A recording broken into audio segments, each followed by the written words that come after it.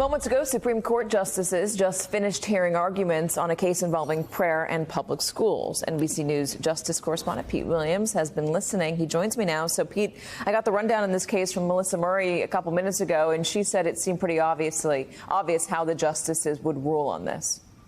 Yes, I think so. There seemed to be a lot of sympathy for this coach, even though there are some factual problems that I think have muddled it up a little bit. But the question is what the coach did going to be perceived by the court as an official statement of school policy?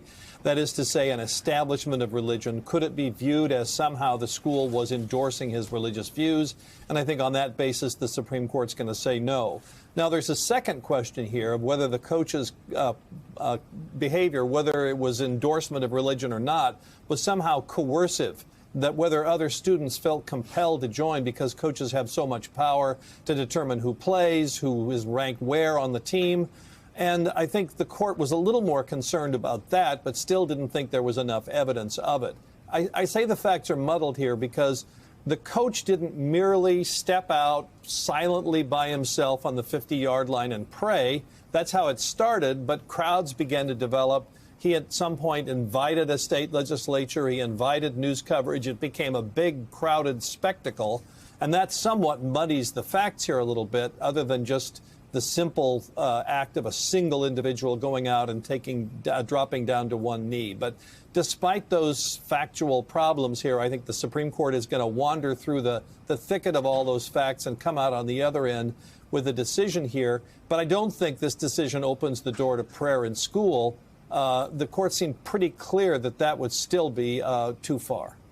So I guess the 50-yard line at a football game is fine, but if you step into a classroom specifically, or is it into campus proper, would that be where it crosses a line? Would it be over a loudspeaker? Would that be a crossing of a line? It seems like loudspeaker has come up in cases before. That clearly would be. If the math teacher says at the beginning of the class, "Let us pray," that's clearly going to be off limits. What I think the concern here is if the math teacher crosses himself before starting to teach or reads the Bible in class beforehand, that's going to be okay.